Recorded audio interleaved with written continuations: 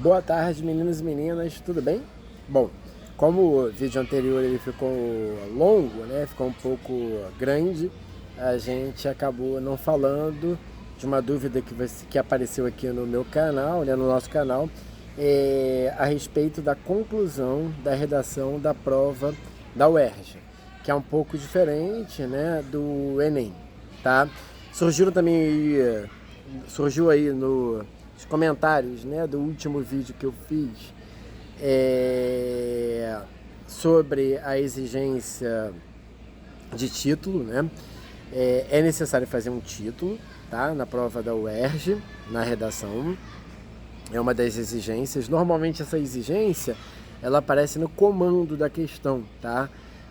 Você vai ter os textos com as proposições, e você tem ali o comando da redação, tá? E nesse comando normalmente aparece a exigência do título, né? Nos últimos anos tem, né? Essa é uma exigência da prova da UERJ, tá?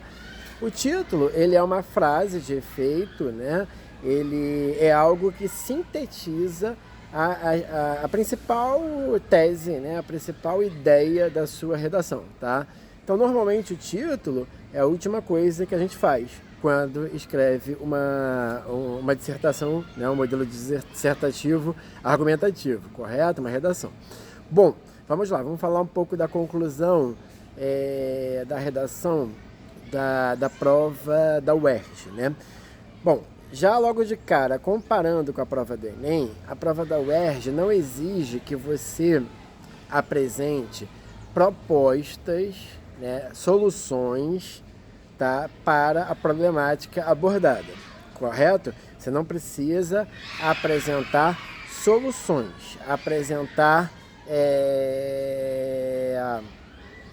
soluções para o problema apontado, né? Então, por exemplo, lá na prova do Enem, que vocês fizeram agora, há 2 semanas de redação, você tinha que apresentar propostas para você resolver essa questão do cinema ser encarado no Brasil como algo ainda muito elitizado, né? E não como algo de acesso democrático à população brasileira, né? Então você tinha que apresentar ali soluções para resolver essa problemática.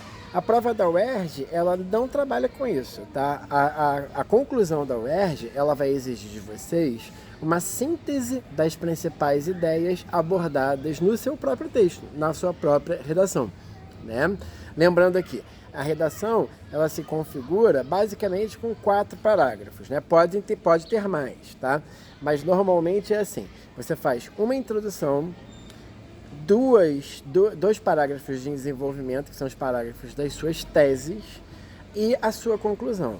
Na UERJ, a conclusão, ela até, se você for ver espacialmente, ela é menor do que a conclusão do Enem, né? Tem que ser um parágrafo um pouco menor, porque você, na verdade, vai sintetizar tudo que você discutiu acima, né?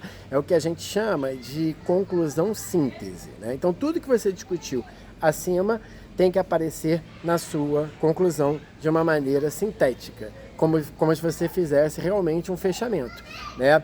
Você tem que entender o texto da UERJ como um texto circular.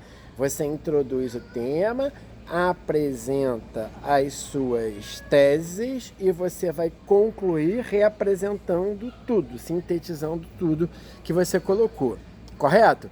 Vamos fazer assim uma simulação rápida aqui, né? Então você está escrevendo uma redação cujo problema, né, que a UERJ apresenta para vocês, é a carência, né, de linguagem no fabiano, no sertanejo, na família do fabiano, né? Então você, na sua primeira tese, né, você falou da carência de educação na região do sertão, né, dessa educação mais formal. O problema por eles serem, por exemplo, retirantes, e por eles serem retirantes, ficarem andando, né, de um lugar para o outro, eles não terem um lugar fixo, né, então também não tem ali um sistema escolar, né, uma escola que possibilite que as crianças sejam alfabetizadas, devidamente alfabetizadas, então não tem uma educação formal. Aí no seu segundo parágrafo, você desenvolveu uma tese, né, mostrando que há outros tipos de linguagem, que apesar de Fabiano, sertanejo, ele não ter uma linguagem formal, uma educação formal, mas ali nós conseguimos perceber subjetivamente, né, pelas ações, né, dos nossos personagens, que existe ali uma linguagem de afeto, uma linguagem de carinho, né, uma linguagem de revolta, né, do próprio Fabiano quando é preso, do próprio Fabiano contra o sistema, contra o soldado amarelo. Então, no seu segundo parágrafo de tese, você vai desenvolver essa ideia de que a linguagem ela não é somente a educação formal, que ela vai para muito além disso, que existem outros tipos de linguagem, correto? Aí, quando você for fazer a sua conclusão, você vai sintetizar. É claro que você não vai colocar assim como eu estou dizendo agora, mas é mais ou menos assim, né? Como dito acima, né, nos 2 parágrafos anteriores, né, como demonstrado anteriormente, né?